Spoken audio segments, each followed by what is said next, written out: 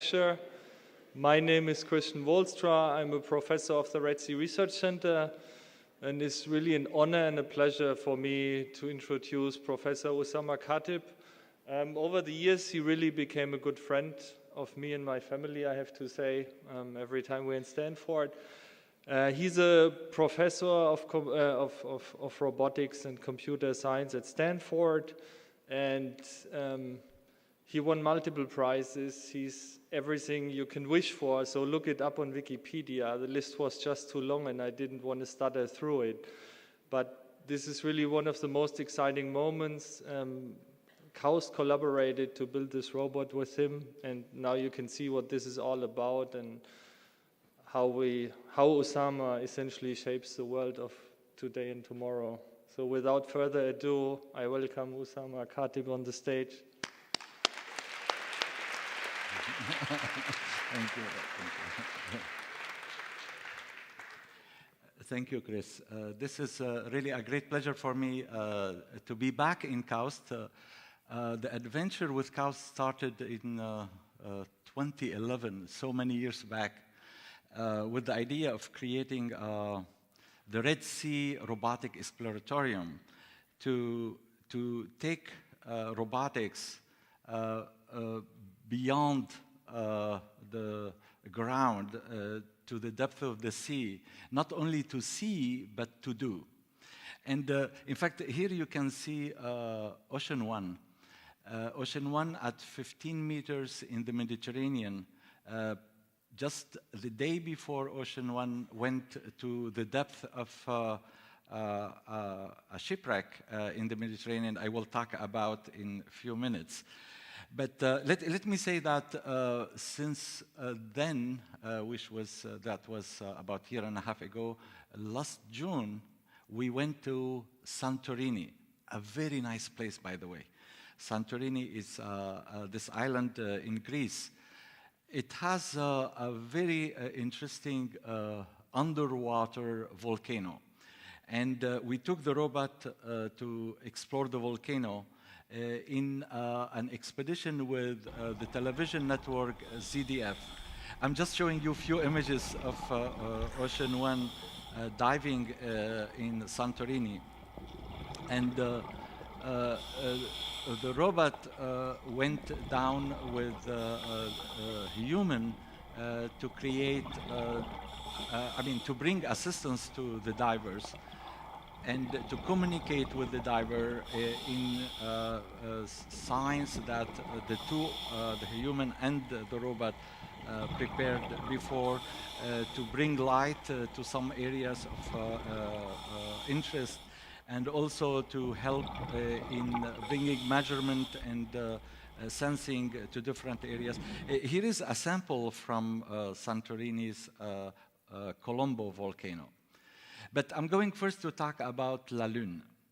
La Lune is this vessel of King Louis XIV that sunk off the coast of France in 1664. Can you imagine? So many years passed and we couldn't find this vessel. Until one day in 1993, we discovered the shipwreck, but we really couldn't go there because it was beyond divers' reach. And the robots we had at the time were just vehicles that will take images of the wreck, but cannot really dive all the way and do exploration like an archaeologist diver. So those vehicles typically are without dexterous arm, so they have limited manipulation capabilities. They are dangerous for those environments that are fragile, and it's very difficult to operate them, so we end up relying on suits. And here is the suit that they use to go down to 100 meters. So you go inside the suit, and now you are in this confined space. You cannot really move, but at least you are safe from the water pressure. And to operate the arm, it is your arm, but to feel the contact, it's very difficult because you're going through the suit to some sort of very simple gripper that makes it very hard to do those manipulations that we need underwater. So underwater tasks are quite challenging for robot because they requires expert skills. They requires abilities that are beyond actually the human capabilities to dive. And also, if we dive any further, it becomes really a risky operation. And I'm going to show you a risky operation from another application area. This is the oil fields in the North Sea, where we really need to go to 130, 160 meters. And we need to repair, we need to maintain those platforms. So you see this capsule, inside this capsule you have divers. These divers were prepared. They went there and stayed for a whole week. So this is where they are staying for a whole week. They cannot go out because they are breathing a mixture of oxygen and helium, preparing them for that depth. In fact, you're going to hear the helium voice.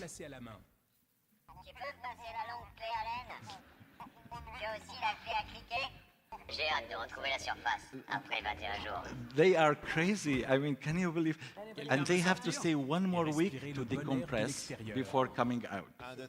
So Ocean One came to bring bimanual human-like capabilities to the depth of the sea.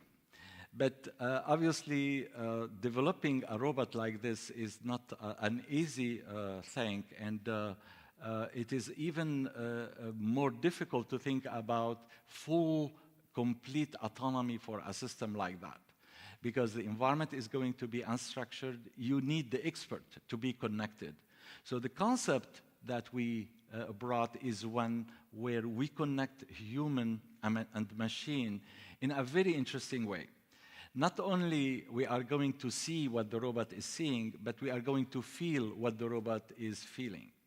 So you have a haptic device. Let me show you the haptic device. So these are haptic devices like the ones we use in surgery that we are now connecting to the hand of the robot, and the robot is going to be able to manipulate and reflect all the contact, tactile information back to the human. And here we can see the robot in simulation, controlled by the human. Another aspect of this is the contact. Contact are very dangerous, and you have to be careful not to break things or to be able to make those contacts in a proper way to pull objects, to remove objects. So you need a fast communication. So the human is sitting here with the haptic device, communicating with the robot and receiving feedback through multiple stages. One stage to a relay station that is tethered to the boat, and one other communication system based on optical communication, optical modem. So this system is going now to allow to connect the human with the robot. So the robot is a sensor. The robot is going to sense what it is touching and reflect that to the human.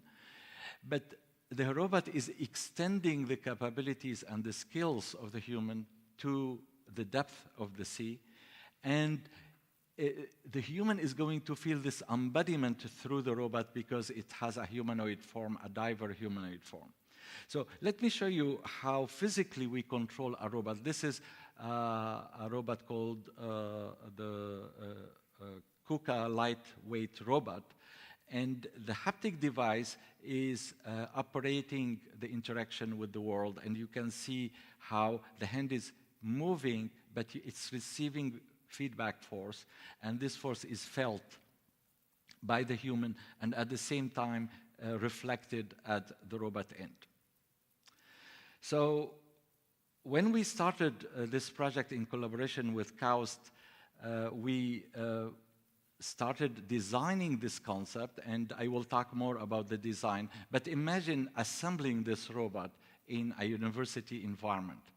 And putting the robot together was an amazing thing, but we have amazing students also who can do those things in ways that we never imagined, because the robustness, any failure anywhere in the system will make the robot completely in a very dangerous situation in the water. The other thing is testing the robot. You cannot do it in the air. This robot is very heavy, too heavy to operate in the air like space robots. So you need to take it to the water. So we have a pool, multiple pool at Stanford, but then from the lab to the pool, it's uphill. So we have to pull the robot all the way to the pool. And then we have a special ramp. You put the robot on the ramp. And now the robot in the water, we discover a problem, we start over, we take it back, we come back and forth until the robot started to swim and started to interact with the human through the haptic interaction. You can see the robot here almost ready for the mission, the archaeology mission that we were about to undertake. Archaeology mission came about in at the end of the development of Ocean One. I was at a conference, underwater robotic conference, and I was presenting this concept. Actually, the robot wasn't ready when a colleague from France came to me and said, I want this robot. This is what we need. Can we undertake a collaboration to take the robot to La Lune? And then I learned about La Lune. But as I said, this project started with the Red Sea and coral reefs. And we were interested in placing structures, collecting samples, doing measurement underwater that requires manipulation. And that was something that we learned a lot through this collaboration here with KAUST. But as we started moving with this project, we discovered that, well, there are so many applications. I mean, think about the 70% of the surface of the planet covered by water. And we are able to just go to the surface to a minor amount of depth in the surface with a human. And to maintain, to operate underwater, it is something that is still very, very difficult for a human. Now, underwater is not the only space where a human cannot reach, or should not reach, or not be there. So there are a lot of new applications that would open once we connect human and machine in a meaningful, intuitive way. Mining. So mining is very dangerous, very hard, and also it brings a lot of impact on the environment, and it can be very dangerous for human. In fact, we started a collaboration recently in mining, and I went to Peru. This is me. If you don't recognize me, this is me in a gold mine, and you can see the vein of the gold is right here. Now, in order to get to this gold, what we do is we place explosive here, and we destroy this whole place. Then we move the whole thing up to a station where we do the, we do the treatment of the material, extract the gold, and then there is a lot of dangerous things that we need to clean before returning them to fill the holes, and finally we can get to the gold. Well, this is something that can be completely transformed if we bring robotic technology to substitute for the human work and to do the minimal operation, like minimally invasive surgery in the rock to remove what we really need and not to destroy everything. What about high altitude stations where we need to maintain the stations? And it's very difficult for a human to live and to operate in those environments. So like surgery, the expert is connected to the machine and the patient is going to recover very quickly because we are not invading, opening the whole body. We are doing a small incision, placing the robot, and the surgeon is going to do that operation. Well, robotics in the last 15 years has been developing very fast. There is a revolution in the field, taking us to many domains in social interaction with human, to the aging society's need in domestic, assisting the elderly, to augmentation of human power to move and to lift weight and to handle difficult tasks without having to use their own muscles. So here is an example of the HAL system, exoskeletal system, to help moving while lifting many kilograms. Well, in work, we can imagine how robots can be useful assisting human, both in domestic and in working environment. There is a great amount of development in service robotics, in logistics, warehouses. There is a lot of interest in smart cities to bring urban farming. There are many different ideas about how we can do that, and that can transform the way we live in our urban environment. There are so many applications that would benefit from robots that can go in these confined spaces that human should not be in. These are examples from Boeing, where the wing of the 787 requires a lot of operations inside confined spaces that are very difficult. So we have also the concept of collaboration between the worker and the machine in a way where we have more flexibilities. Rather than thinking about putting this assembly line, very expensive assembly line, that is not affordable by small and mid-sized companies, we are going to be able now to bring the support where it is needed in a way that is more flexible, because we can very quickly reprogram the robot. So at the same time, what we see is that robotics brought amazing results in mobility. In the air, underwater, on the ground, we have many development and accomplishment that are remarkable.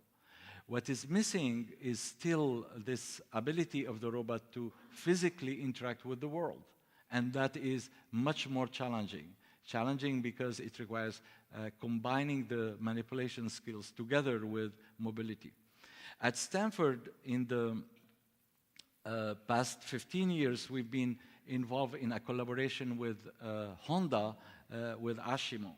We were teaching this robot that is quite amazing in terms of its ability for locomotion, dynamic motion, to teach this robot skills that would allow the robot to perform complex tasks, manipulation tasks, that do not require large amount of programming as it is the conventional case in industrial robots. So the problem of programming robots is a major problem for the development of robotics and for getting robots to become capable of interacting with the world. So this robot is going to learn skills like human. And those skills would allow the robot to be programmed at much higher level of abstraction, allowing us to interact with the environment in real time.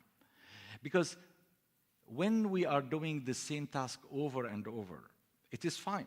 It is fine to just pre-program the robot at all the levels of interaction so that the robot is going to perform this task robustly and repeatably, and that takes a lot of time. However, in those environments where the environment is not structured, where we do not know precisely where things are, in here we are placing fixtures. We are doing everything to structure the environment. In here, it's very difficult. And that's why in here we need to program the robot in real time. We need the robot to be capable of that interaction. And that means we cannot just continue to program the robot at the lowest level. So what we need is to bring manipulation skills to the robot. Manipulation skills like those of a human. And this is probably the most challenging aspect of manipulation. That is, how can we acquire skills that can be used later for different tasks in different environments. So human, if you think about it, we do not rely on precision. We do not move to specific location to reach. We just feel our way. We touch and we feel the way, and then we feel the texture, and then we go to the specific location. That means we need robots that are capable of what we call compliant motion. Compliant motion means that the robot is going to feel contact and react to contact by using its sensors in a way where the robot is floating almost. And when it touches something, it applies little pressure, and now the robot is going to move on a surface, maintaining the contact while moving at the same time. Let me show you compliant motion. So here we are placing an object face to face with another object, but we don't know in which direction we should move. We didn't program the robot to move in any direction. We told the robot just to feel its way to face to face. And this requires a completely different way of programming the robot. We need robots that can control their contact forces, which means they need to generate the proper torques at the joints. That means we need different kind of robots. We need torque-controlled robot to achieve that physical interaction, manipulation, cooperation, performance, even safety. So the foundations for what we are going to see are really important to understand in order to see how robotics is really making that progress. And I thought I will share with you a little bit of history. So this is a history from my lab. And we are going back to the 80s. If you could lower a little bit, I will. Yeah, thank you. So we're going to see the first compliant motion on this TV. And this VCR, many of you will not recognize what are these objects. So when we touch the robot moves, and the sponge is not deflecting. We are making contact without knowing the surface. We are able to follow surfaces, to cooperate between multiple robots, to carry complex tasks, to even do cooperation between 3 robots with compliant motion by the hand of the human, to avoid collision. Now, all of these were really before the computer power came to what we know, but we were still able to do things like tracking a moving obstacle and avoiding collision with it. And even the little guy is pushing the robot, avoiding large obstacles. Then we created trajectories that deforms, sensing the environment and deform in real time. so that we can now program robots very quickly and react to the environment changes in real time. We developed torque control.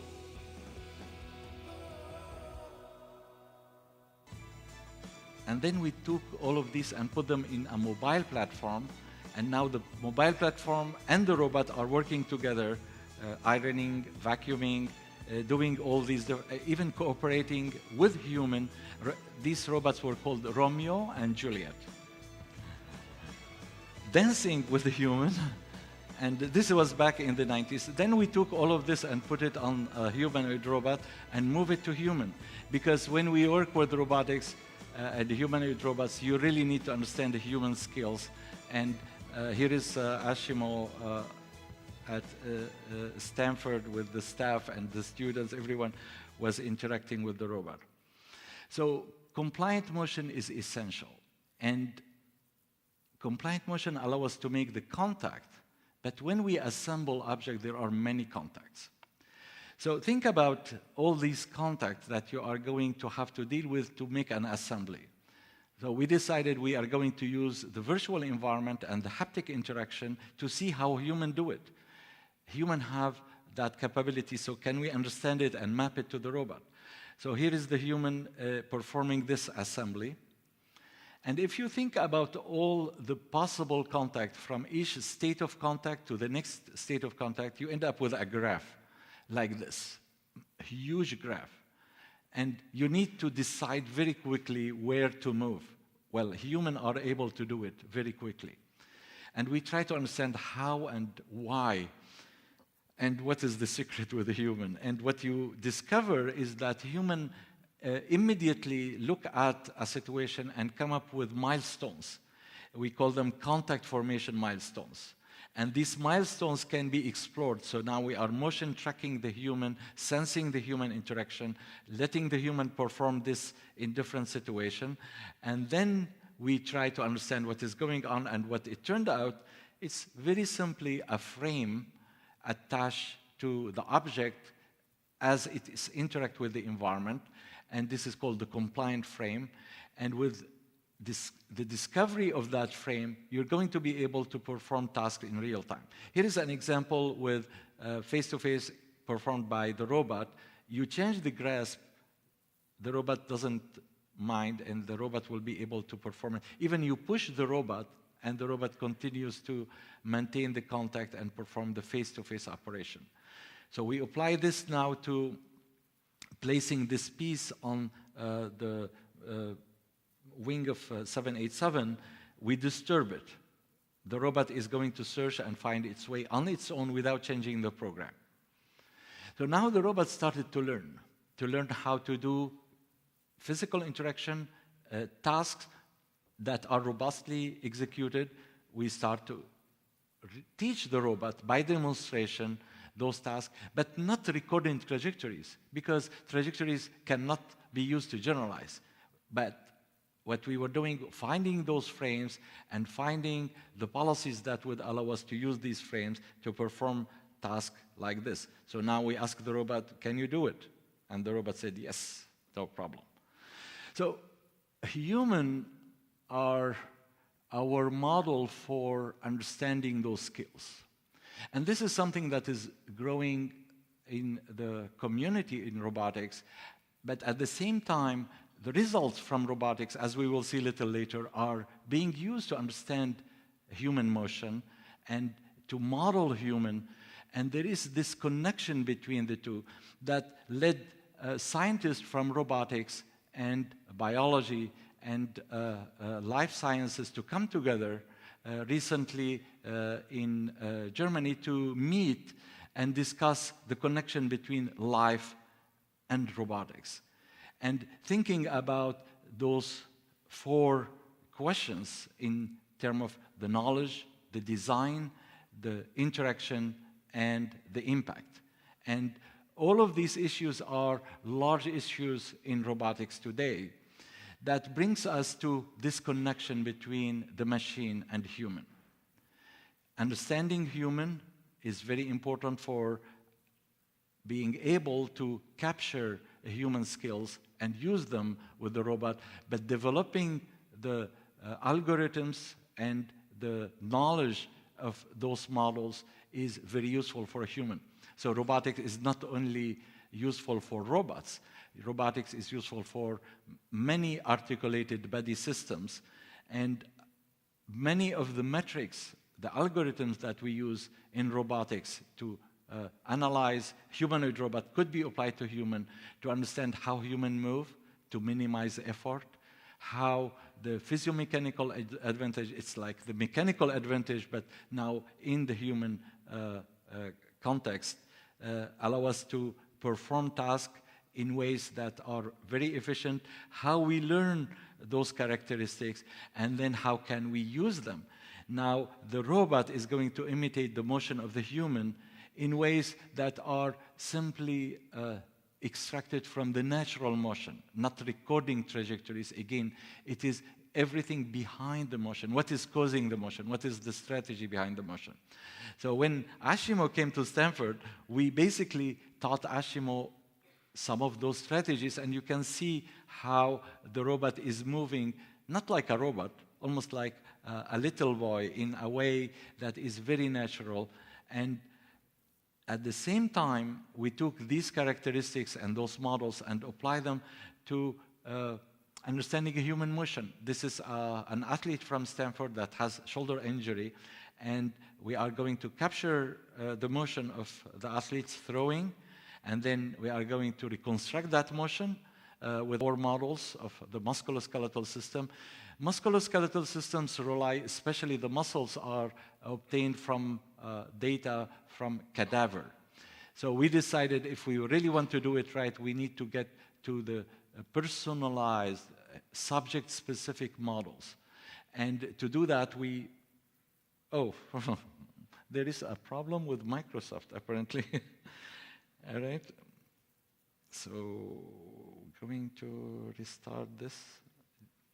Any questions? Just a few seconds, we will come back. Yeah, it's a large file, a lot of videos, so it takes little time to load, but hopefully we will have it back. Okay.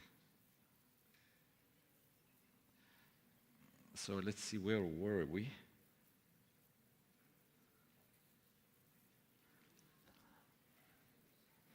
Okay. Not far.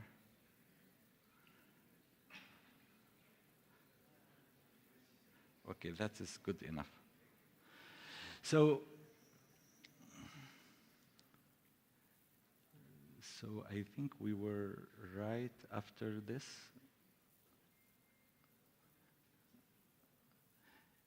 All right, so do you want to see a subject-specific model of your musculoskeletal system? So this is a model that is obtained from MRI. You are scanned, then you get the image, and then we segment, and we were able to create a very accurate model that can span a large number of people that can be scaled naturally to those people with enough richness in the model that now we can apply to human performance, to understanding how we can improve our swing. I'm wondering, anyone plays golf here? No? Golf? Okay, we have one. Tennis? Ping pong? Anyone needs help with like improving their tennis or their... Well, because now we know the secret. The secret is really to really understand the motion and fit it to yourself, not to imitate. So you have your own line of acceleration. And those lines are prescribed by mapping your muscles through your physiology to those lines of acceleration at the point where you are interested in the performance. And now, if you have this line of acceleration, you will be able to, in fact, improve your performance. So here is the idea. We're able to do this in real time. So we observe a human, we capture the motion, and then we analyze it very quickly, reconstruct it, and then we send you back signals through sleeves you are wearing, through images you are seeing to improve. And very quickly you will improve. So please see me after the talk. I will help you getting your swing much better. Another thing, as we go and try to understand the human is well, many of the motor control are there in the brain. And if we look at the brain, we are going to have to go again to MRI. But inside MRI, if we want to understand motor control, you need to move. And as you know, inside MRI, it's very confined space. So we resorted to haptics.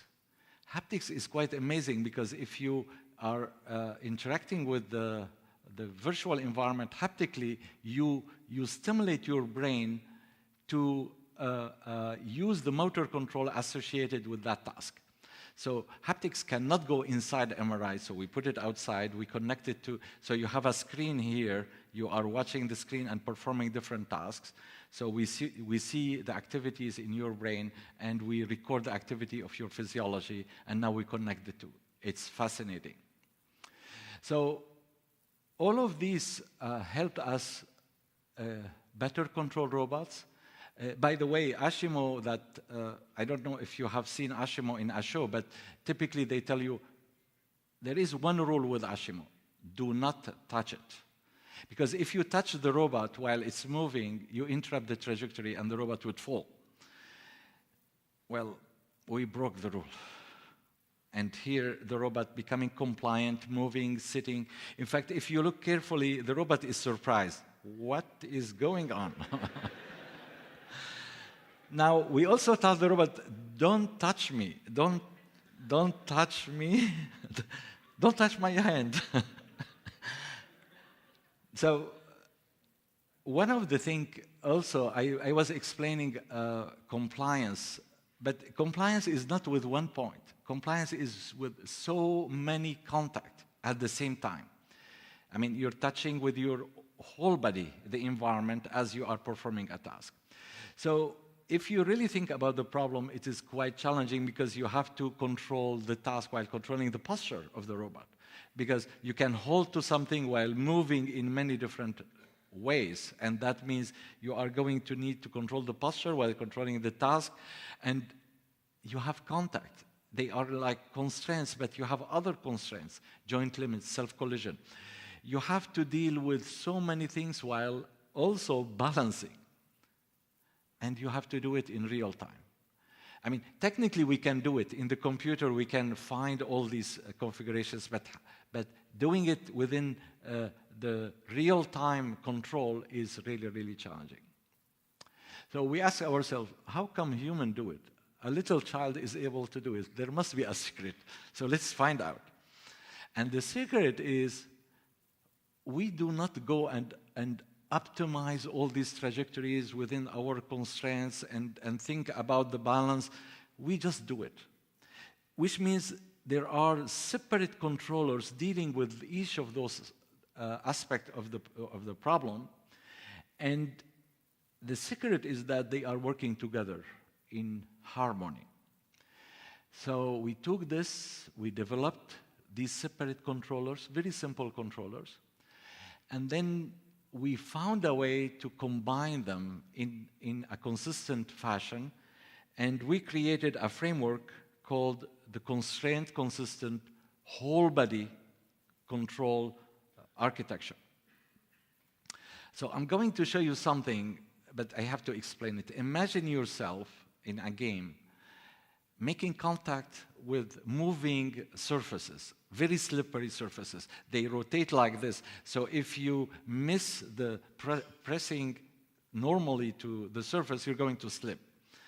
And the robot, our robot, is able to do it, probably better than a human. So look at it. We are moving them and changing the configurations, and all these red reaction forces has to stay inside this yellow friction cone. If you get them, one of them out, you will fall. So now we know this, then I think we can go and rock climbing. Have you seen a robot rock climbing? Not really. Well, I'm working on it, but let me show you how it's going to happen. So the robot is making contact, exploring the plan for placement, checking the contact, and then moving. And step by step, the robot is climbing. One of the things we learn also from human is not only making contact, but also learning about the use of tools. I mean, our versatility depends on our ability to build and use tools. And humanoid robots typically walk on flat indoor environment. If you take them outside, it is really a challenging problem. But how about using poles? Instead of biped, 2 legs, we are going to have triped, quadruped, I call it supraped. And now the robot is able to move, reach, check whether the friction is sufficient, and then move forward to the next step, balancing over now 4 legs instead of just the 2, which makes it fall most of the time. These are examples of the different things that we want to do, and here is the general framework that we are talking about. So in robotics, we connect perception to action. So here is the line of action, here is the line of perception, and here is the interaction taking place between the robot and the human. And this could be any robot. The first layer, which requires real-time, millisecond, every millisecond you have to send a command, is here. You're controlling the whole body. But the input is those skills that we developed. And those skills require perception of features, corners, surfaces that are going to come, but at lower rate. We process further the information to build a model that will go to the plan, but at the same time, we send this information to the human, not all of it, only what is relevant to the human interacting haptically by voice through a program with the system to take the actions that are needed to perform this task. The interface is in the human environment, so this is actually a loop.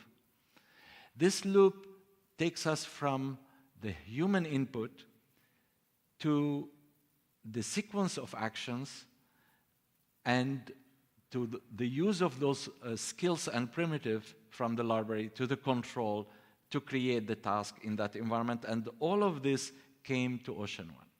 So Ocean One wasn't just suddenly a project on its own. There were so many developments that were needed to reach the stage where we can bring Ocean One to the water. So here is the timeline that brought the robot in 2015 to the pool, and you can see the robot was yet to be built. Later on in 2016, we get the robot to swim fully in the pool. And finally, the mission was in April of 2016 in the Mediterranean. So, as I said, we were inspired by the diver, and we were looking for a robot that will not only be a robot with a vehicle and an arm, it was a robot that goes beyond the idea that let's attach an arm to the vehicle. The reason is you end up with something completely different in terms of dexterity, capabilities of the robot. This is a whole body design, a whole body that brings the vehicle, which is a slow, heavy system with arms that are fast and agile structures that are going to be controlled in a way to take advantage of this macro mini system to create behavior that are very similar to those of human. We are going to do docking, we are going to reach, we do not want the heavy mass to come and smash the environment, and that means we are going to use the arms, the upper body very quickly, and to compensate for the motion and instabilities that you will have with the vehicle itself.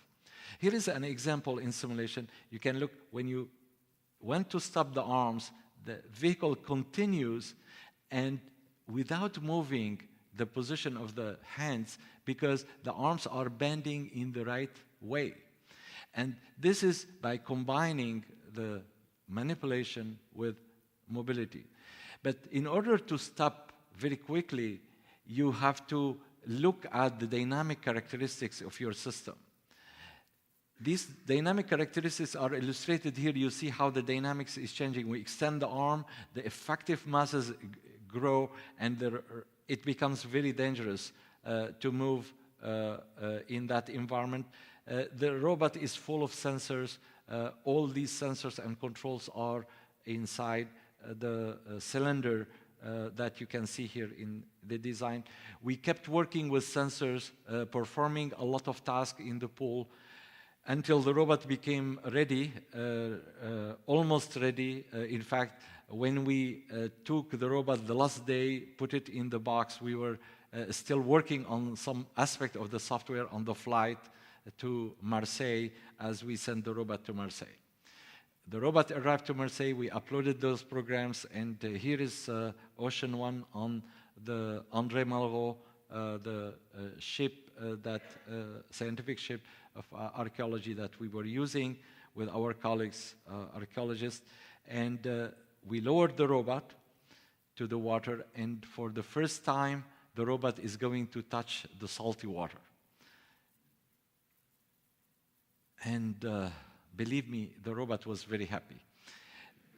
The robot was very happy because the salty water is something that is much better for flotation. So we were reasonable. Many asked me, are you crazy sending your robot? You just tested in 1 meter in the pool and sending it to 100 meters. So we said, let's send it to 15 meters, do all the tests at 15 meters where we can send a diver to rescue the robot eventually. But the robot behaved, and it was amazing. This is Olivia looking at, viewed by the camera of the robot. She certified the robot, and the robot now is diving to La Lune. The robot is coming closer and closer. There is a vase you can see there. And as we reached closer to the seabed, we discovered that there is so much sediment that we lost visibility. We couldn't see it anymore. The robot got caught under one of those cannons. So these are 2 cannons. And we will see it better in the video. The robot got caught here. It was midnight, and the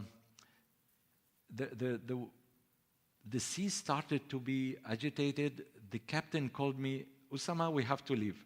It's really dangerous. We cannot stay any longer. And we were trying to pull this robot back. So when the robot was caught, we used the thrusters to pull back. No way, the robot is completely stuck. So I said, no way, I'm not leaving the robot there. I mean, we brought it all the way to here, not to leave it in the water with the shipwreck. So suddenly you see this embodiment. Well, your elbow is stuck. If you push against a surface, your elbow is going to come out. And the robot jumped. And I was very happy. So here is the robot grasping the vase that we will see a little later. So the strategy is you collect these artifacts and place them in a container. Those containers can float to the surface on their own. Once they reach the surface, you bring them to the deck. And here is the vase. Everyone wanted to touch this vase. My students, the archaeologists immediately said, oh, this is a Catalan vase. It is from Barcelona.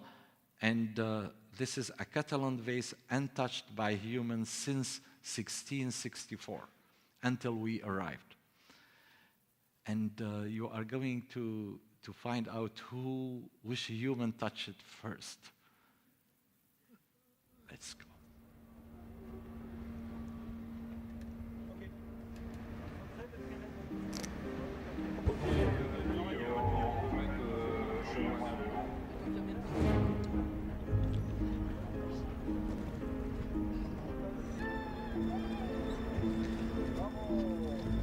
So deploying the robot in the water is complicated. You need a crane, you need a human, you need to disconnect the robot. But once in the water, the robot is just swimming, floating.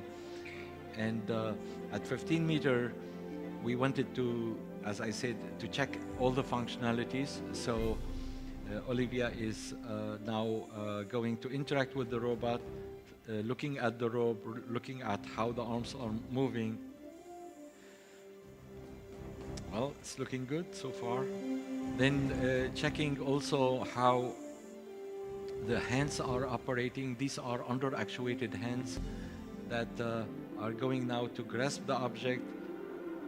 And we wanted to check whether they are coordinated in a proper way. So Olivia is telling the robot, you're ready, certified, bye, I'm not following. So now we are going to dive to the 91 meter where La Lune is. And it's dark. So we sent other robots with light. We placed light and cameras down. You can start to see the cannon. Maintenant redresse et reviens au 150. Oui, tu y es presque. On est en train de revenir sur zone là. Tu y es presque. Could you lower the so you can you can see the robot is now raising all the sand, and like suddenly we lost visibility. You cannot see anymore. And here the robot cut. Even the fish were surprised. What is this? New. Look at Hannah. She is so scared. I mean, everyone. We were completely. And here we're using the arms.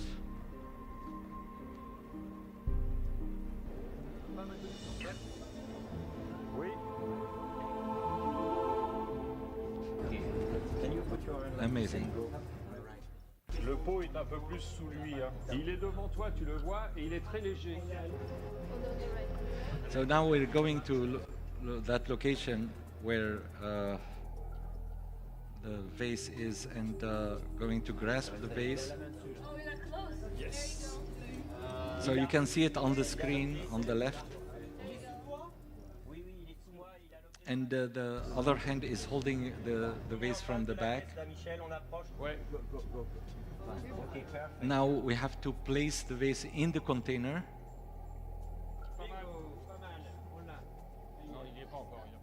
Here in the container. Oussama, tu peux fermer le couvercle avec le bras.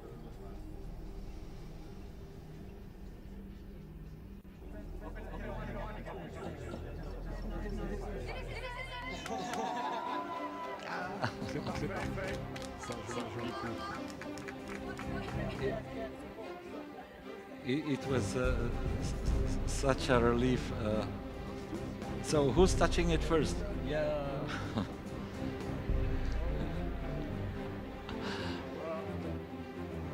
This is my colleague Michel Lour from Drasme in France, and this was a big event. It was secret. I mean, everything we did the mission without telling anyone until it worked.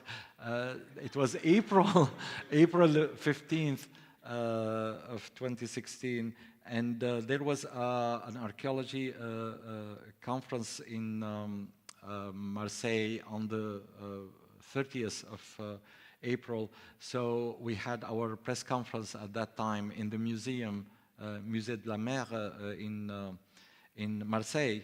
And there were a crowd of people who wanted to see this robot that recovered a vase from La Lune.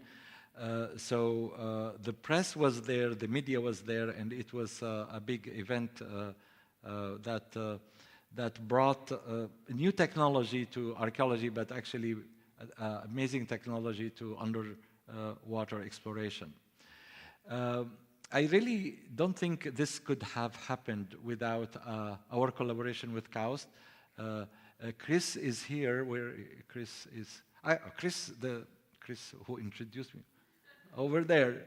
So this is the guy who followed this project for many years and continued to follow the project. Thank you, Chris. And also, the actual mission on the Mediterranean could not have happened without that opportunity of meeting Michel Lour and his team. What is really quite amazing is that we went there as two teams. I have a photo right after we finished the mission, and we were about to leave. And we really went there as two teams and came back as one. And this is one aspect about robotics. It brings us closer to researchers in marine biology, in archaeology, and in many other domains of social sciences that is really encompasses so many different disciplines. And this is the only way we can really succeed in deploying robots among humans. Thank you very much for your attention. Thank you. Thank you.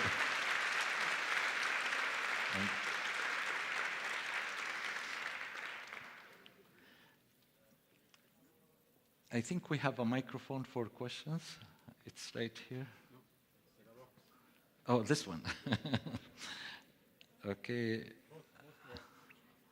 All right, I'll give you both, or I can keep one. Okay. All right.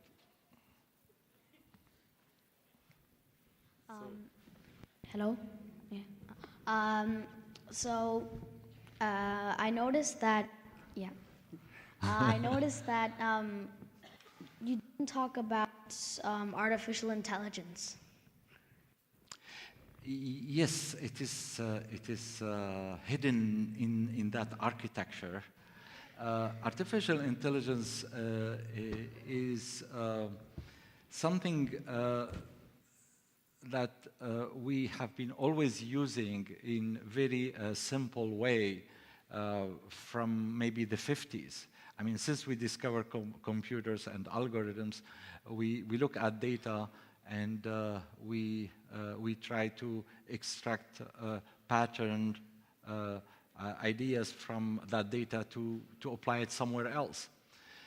I don't know if you have tried. Sometimes you get some measurement, some points on a graph, and you would like to see where this graph is going. So you interpolate between these points, and then you might be able to say, this is the pattern that I'm observing. So very simply interpolation.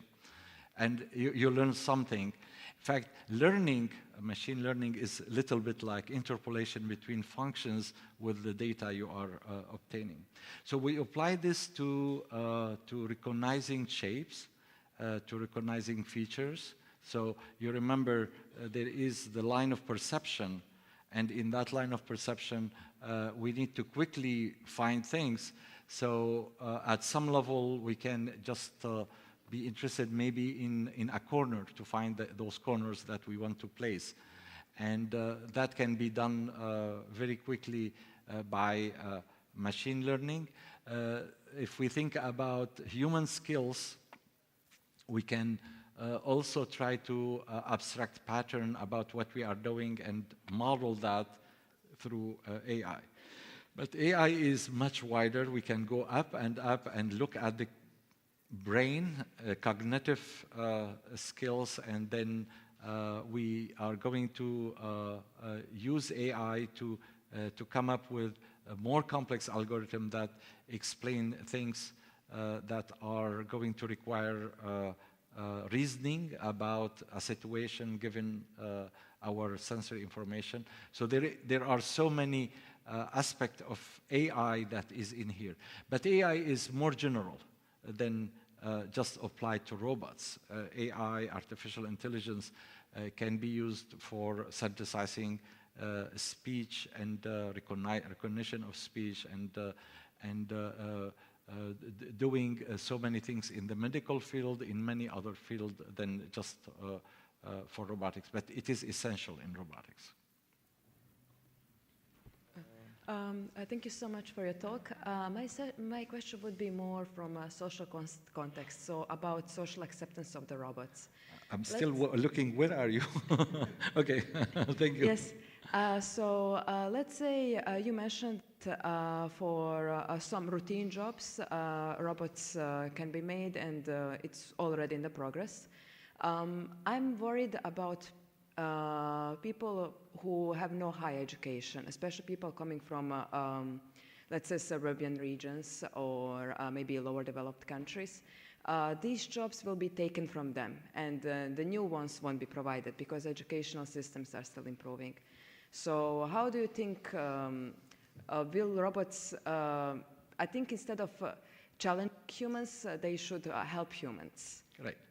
So. And thank you so much for this question. The social impact of robotics and technology is very important, not only for robots, but any technology that we are bringing today. We have to make sure that when we deploy technology, we are doing it with a social responsibility, not just financial interest in the use of technology.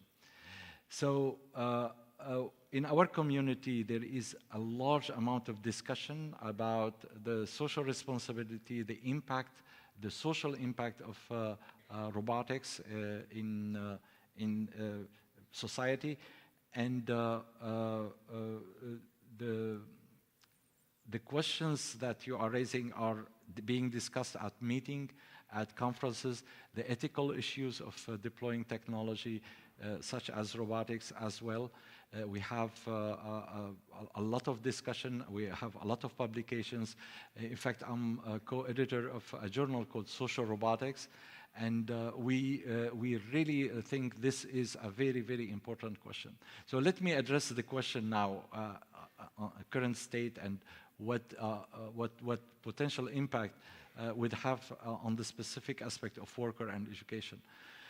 So if we remember the state in the 80s, we created automation that involved some robots, maybe not really the full description of those machines. They were very simple machines that will do pick and place. But essentially, they evolve into a more sophisticated machine in manufacturing. Those machines were completely developed in isolation from a human. They were autonomous, pre-programmed, and put in cages, and completely isolated. Today, we are talking about robots like this, robots that will bring the human and the machine together. The robot brings the muscles, the human brings the brain, and we connect them to create the new synergy. So the new robotics is actually, strangely, is much more developed. It's require more intelligence, but it is much closer to human. So when we talk about mining, when we talk about the resources on the planet that we need workers to go and bring those resources to the surface, we are putting people in very dangerous situations. The safety of those people is at question. With the we are creating environment, living environment underground, with putting oxygen, cooling, and putting a lot of things, but at the same time putting people in danger, and we have accidents. Every year there are accidents. So can we do something about it? Can we do something about reaching to resources beyond the human reach that can help us? Can we really assist the elderly? And can we do that like our smartphone? that is, can we interface the robot in a way that is, makes the robot easy to use by not a professional? And all these are the things that we are bringing today to the development. So we are aware, but interestingly, the technology is bringing human and machine much closer, and the expertise, the knowledge, the experience of the human is so critical. I do not want this robot I mean, I cannot imagine this robot that becomes completely autonomous, because we need the touch of the archaeologist who's going to say, let me feel it. No, no, no, don't go from this side, go from the other side. These are things that we cannot do. We cannot have a robot surgeon autonomously, and even if you hear about it, they are really exaggerating what they are talking about. So a lot of, I mean, most of the people in the field know the limitation of those systems. They are simply a tool, a very sophisticated tool, an amazing tool that makes us reach and project human skills and capabilities at distance, or support a human in making them becoming more autonomous, the elderly going to the shower, having a shoulder, and or interacting socially, I mean, with no contact through those communications. So yes, we are aware, but I cannot guarantee that machines will not be used not only for the betterment of human. I mean, there are already a lot of technologies that are used in adverse way, and we have to be vigilant, and we have to continue to look at all these aspects of social impact and ethical issues associated with deployment, not only of robotics, but all technologies. Hello? Yes. Do you think that virtual reality visual interface for human-controlled robots is useful or not? So virtual reality is sort of used here in many different ways. It is virtual reality allows us to connect the human through that interface, but virtual reality has to be very close to reality, in that we want physically correct models, and we are using the vision, the stereo, we are using the haptics, but also we are using model mediation to predict, to simulate what we're going to do if it is very dangerous. And that connection between computation and sensing and display in the interface, in the communication, is very, very important. Yes. Yeah, hello. Okay, last question. Yeah, hello. Thank you for here. Yes. Thank you for this amazing speech, talk, presentation. I would like to ask you, in the beginning of, or the first half of your talk, you talked about how you study human movements to apply them to robots, right? Yes. So is this to make them more human-like, so more acceptable socially, or to make them, like, from a force perspective, to be more efficient physically? Yeah. So humans are just amazing. I mean, if you think about the skills in terms of just moving your hand in this confined space, and your hand is part of your body with an arm that has all that freedom. I mean, when you start studying this, just unbelievable how sophisticated, how amazing we are, we human. Now, when we try to build a machine that goes into human environment, you need not only the functionalities, but you need that compact shape.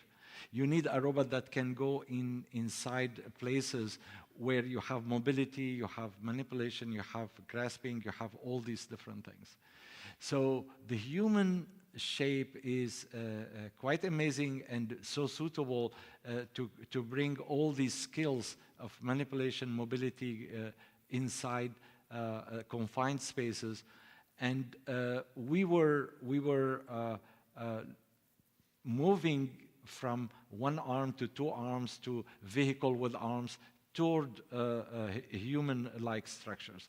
And that was one of the reasons for seeing all that activity with hardware similar to the human shape. But the actual face, the actual expression is something different. This is where we start talking about the communication. If you are interested to communicate with the children, you might have abstract shapes. You're interested with communicating with, well, my colleagues in archaeology were really taken by the face of this robot. They thought this was like a little child trying to learn how to swim. And so all of that is not, I mean, there are aspects that are not critical to the functionalities, but there are most of those aspects that relates to the compact combination of those skills in a physical system. And that led us to study that system, which is very similar to musculoskeletal system. And we discovered that we have algorithms that could be applied to human. So suddenly we went beyond the application to robots to apply this to elephant, to horses, to maybe some disappearing, some species that disappeared that we can now revive in the virtual environment. Like we can simulate physically dinosaurs if we get enough precision of the model, which is possible, and all of that is creating an amazing cycle between machines, mathematical models that can be connected to life, and that's why I was talking about this connection between life and machines, and the impact from one on the other, and how this is being used to advance sciences for life and for the development of robots. Thank you. Okay, I think that's also a perfect ending. By studying robots, we learn more about us. So thanks again so much for being here and for giving this amazing talk. Thank you. Thank you. Thank you, guys. Thank you. Thank you. So you have 5 minutes for a bathroom break, and then it continues. But